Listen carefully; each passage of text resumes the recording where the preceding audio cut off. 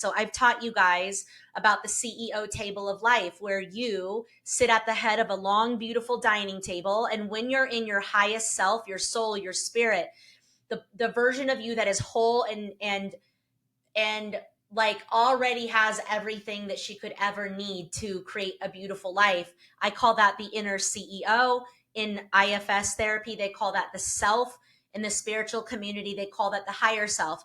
She sits at the head of the table, and there are assigned seats for all your inner children, your inner teenager, your other parts, your protective parts, your managers, and your firefighters. But when we get triggered, the protective parts or the child pushes the CEO out of the head of the table. They take a seat and they start making decisions in our life. And our job, in order to sustain long-term growth, evolution, and success over a lifetime, is to keep managing those parts back to their assigned seat with so much love and compassion, with so much admiration, and then reclaiming our spot as the inner CEO and making decisions from there. So you take a leap. Here comes your protective part, wants to sabotage. You acknowledge her. You say, I see you. I understand why you're scared. This is new. This is different. This puts us in a space of vulnerability. You walk her back to her seat.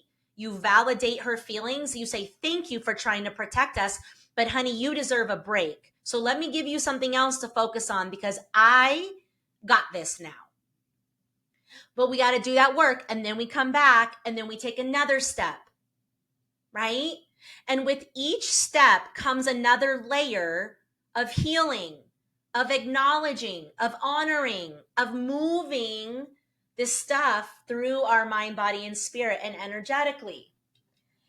And I think people either A, don't know that this happens. Like maybe you just don't know that anytime you do something new, your nervous system is going to say absolutely not. Your brain has evolved to keep you safe and to do it with the least amount of energy. So every time you say yes to speaking on a stage or hit record on your podcast or go talk to a group or put yourself out there to date again or do whatever you do, your nervous system and your brain are like, absolutely not. That is not what we do. Let's play it small. Let's play it safe. Let's reel it back, because to put ourselves in that position means we can get hurt. We can get judged. We can get abandoned. We could get rejected. We can look stupid.